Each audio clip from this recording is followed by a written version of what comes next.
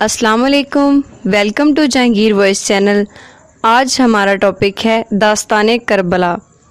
एक जालिम बादशाह ने इस सदा को बुलंद किया कि कोई दीन नहीं, कोई रसूल नहीं आया, ना ही कोई वही आई थी।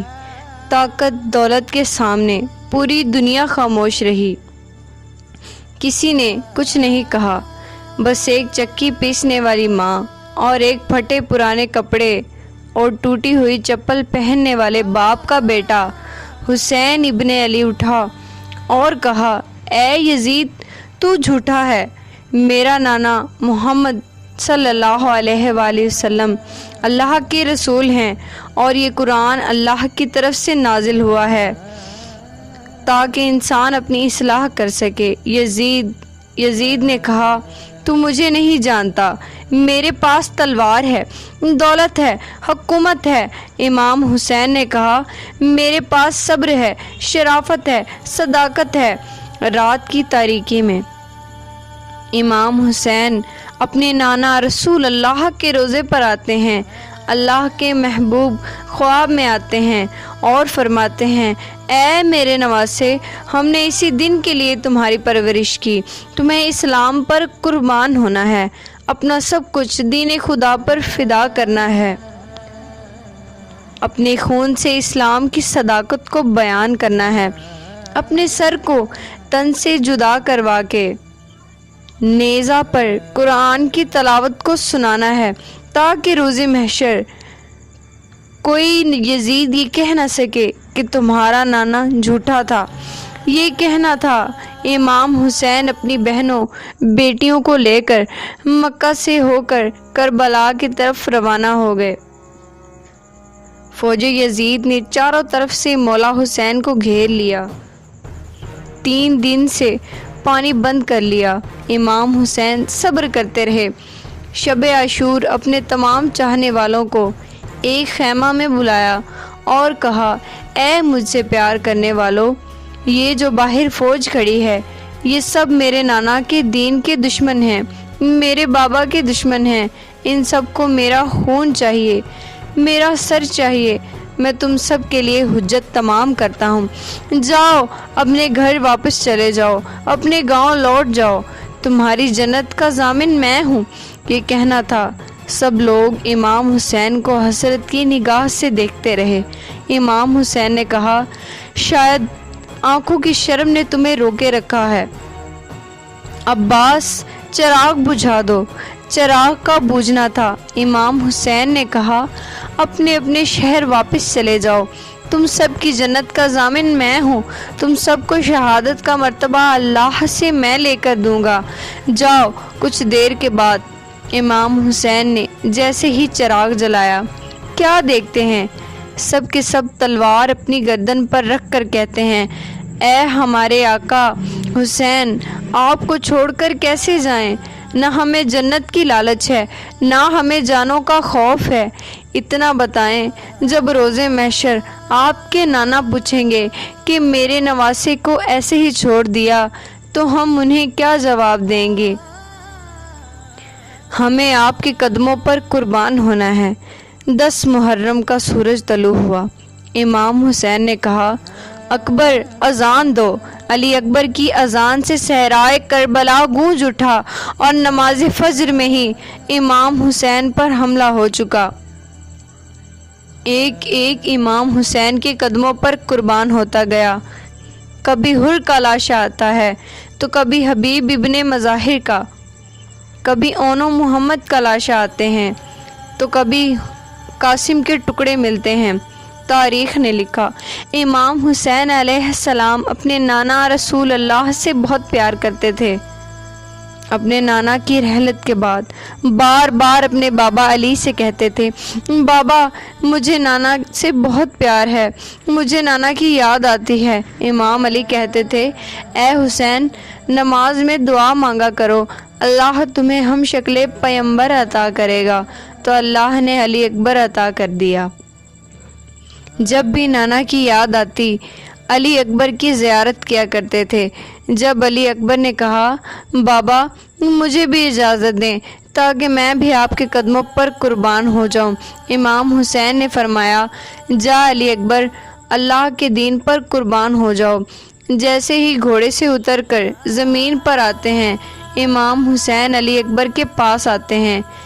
دیکھتے ہیں جوان بیٹا 18 سال کا علی اکبر کہتا ہے، بابا میرے سینے میں بہت تکلیف ہے۔ جیسے ہی سینے سے ہاتھ کو ہٹانا تھا، امام حسین دیکھتے ہیں ایک برچھی جو علی اکبر کے کلیجے میں لگی ہے، ہاتھوں سے برچھی کو پکڑا ہے اور آسمان کی طرف نگاہ کر کے کہا، اے دادا ابراہیم، دیکھ لے، جب آپ قربانی دے رہے تھے آپ کی آنکھیں بندی ہوئی تھی، دیکھو میرے دادا ابراہیم میں کس طرح سے قربانی دیتا ہوں۔ اللہ اکبر کہہ کر جیسے ہی برچھی کو نکالا، علی اکبر تڑپنے لگے اور برچھی کے ساتھ ساتھ علی اکبر کا کلیجہ بھی امام حسین کے ہاتھوں میں آ گیا۔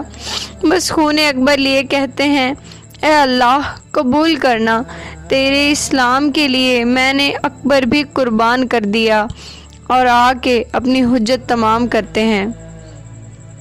فوجی یزید کے سامنے کہتے ہیں، حل من ناصر ینصرنا، کوئی بری دنیا میں ہے جو مجھ غریب حسین کی مدد کرنے والا؟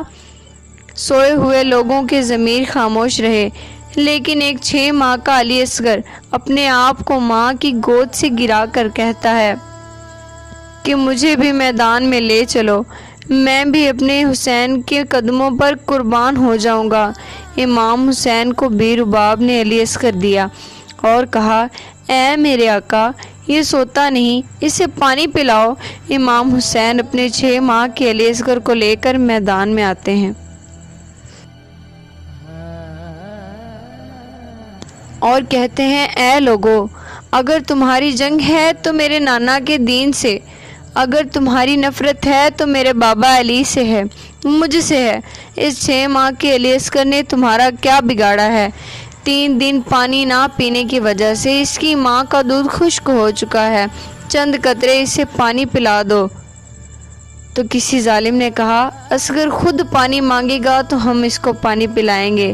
جیسے ہی امام حسین نے کہا، علی اصغر پانی مانگو، بس یہ سننا تھا۔ عمر بن سعد نے کہا، حرملہ جلدی اصغر کا نشانہ لے، جلدی تیر سے اس کو ختم کر دو، یہ آل رسول ہے، اس میں کوئی شک نہیں، آج اصغر پانی مانگ لے گا۔ اور اگر علی اصغر کے معصوم آواز فوجی یزید تک پہنچی تو سب کے سب لوگ ہمارے خلاف ہو جائیں گے۔ اور جس تیر سے جانوروں کا شکار کیا جاتا تھا، ایک 6 ماہ کے بچے پر وہ تیر چلایا گیا۔ اس تیر کی 3 نوکیں تھیں، تاریخ گواہ ہے۔ ایک نوک علی اصغر کے کان میں لگی، ایک گلے میں جا لگی اور ایک کمر میں لگی۔ تیر اتنا بھاری تھا کہ جہاں جہاں تیر جا رہا تھا علی اصغر بھی وہاں جا رہے تھے۔ تیر علی اصغر کو چیر کے امام حسین کے بازو پر جا لگا۔ امام حسین نے جیسے ہی اپنے معصوم اصغر کو دیکھا، کیا کہتے ہیں، کچھ خون نکلا، کچھ ماں کا دودھ۔ امام حسین اس خون کو لے کر آسمان کی طرف پھینکتے ہیں تو آسمان رونے لگتا ہے، زمین پر گرایا ہے تو زمین تڑپنے لگی۔ امام حسین نے خون اپنے چہرے پر مل لیا اور فرمایا، روز محشر اپنے نانا کو دکھاؤں گا کہ نانا، آپ کے دین کے لیے میں نے کس طرح علی اصغر قربان کیا۔ امام حسین علیہ السلام تنہا رہ گئے اور آ کے سید الساجدین زین العابدین کو وصیت کی کہ اے سجاد، میرے بعد دین کی حفاظت کرنا، نماز قضا نہ کرنا، قدم قدم پہ میرے نانا کی صداقت رسالت کو بیان کرنا۔ اپنی بہنوں سے، بیٹیوں سے الوداع کہہ کے میدان میں آتے ہیں اور لا الہ الا اللہ محمد الرسول اللہ کا نعرہ لگا کر اللہ کی صدا کو بلند کرتے ہیں۔ جو بھی علی کے شیر کے سامنے آتا ہے فنا ہو جاتا ہے، جو بھی حسین کے سامنے آتا ہے فنار ہو جاتا ہے۔ سب نے یہ مل کر فیصلہ کیا کہ یہ عباس کا بھائی ہے، علی کا بیٹا ہے، رسول اللہ کا نواسا ہے، اس سے کوئی جیت نہیں سکتا۔ دور چلے جاؤ اور دور سے تیر چلاؤ، پتھر چلاؤ کہ حسین گھوڑے کی وین سے نیچے آ جائیں۔ اور تیر کی برسات ہوئی نبی کے نواسے پر، زہرا کے لال پر۔ رسول اللہ کا نواسا جب گھوڑے کی سیٹ سے زمین پر آیا، نہ زین پہ تھا نہ زمین پر، تیروں کے مسلح پر تھا۔ عمر بن سعد نے کہا، حسین کا سر کاٹو۔ جو بھی حسین کا سر کاٹنے کے لیے قریب جاتا، جیسے ہی دیکھے حسین کی آنکھوں میں رسول اللہ کا چہرہ نظر آتا ہے، وہ رو کر واپس آ جاتے ہیں۔ شمر قریب آتا ہے اور یہ کہتا ہے کہ یہ کام میں ہی کروں گا، اور گردن پر امام حسین کی چھری رکھتا ہے۔ جیسے ہی چھری کو چلانا شروع کرے، دیکھے امام حسین مبارک لب ہیل رہے ہیں۔ وہ سوچتا ہے کہ شاید حسین ہمیں بد دعا دے رہے ہیں، اور قریب آ کے سننے کی کوشش کرتا ہے۔ کیا سنتا ہے؟ امام حسین کے مبارک لبوں سے آواز آتی ہے، اے اللہ میری قربانی قبول کرنا۔ اے اللہ تیرا شکر ہے کہ تو نے مجھے اس عظیم امتحان کے لیے چنا۔